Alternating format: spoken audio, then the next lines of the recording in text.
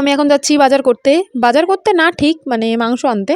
তো আমি একা যাচ্ছি না, আমার সঙ্গে যাচ্ছে আমার একটা দেওর। তো ওর সঙ্গে গল্প করতে করতে তো আমি চলে এসেছি মাংসর দোকানে।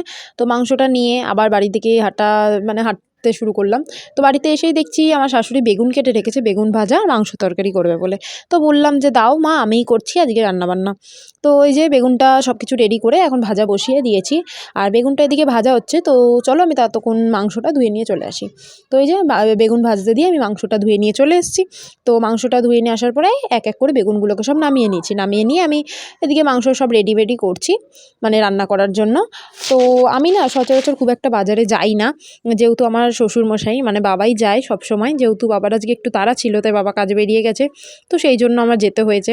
আর আমি একাও যেতে কোথাও পছন্দ করি না, আমার তো ননদ থাকে বাড়িতে, এবার ওর সঙ্গেই আমি সব জায়গাতে যাই। এবার আজকে ও ছিল না বলে কি করব, কাকে নিয়ে যাব ভাবতে ভাবতেই দেখছি ও এসছে।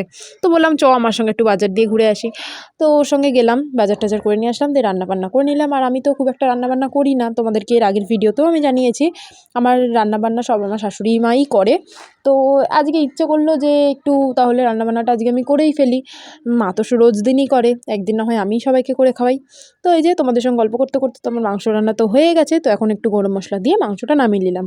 আর তোমরা যদি ফুল ভিডিও কেউ দেখতে চাও আমাকে কমেন্ট করো, আমি তো দিয়ে দেবো।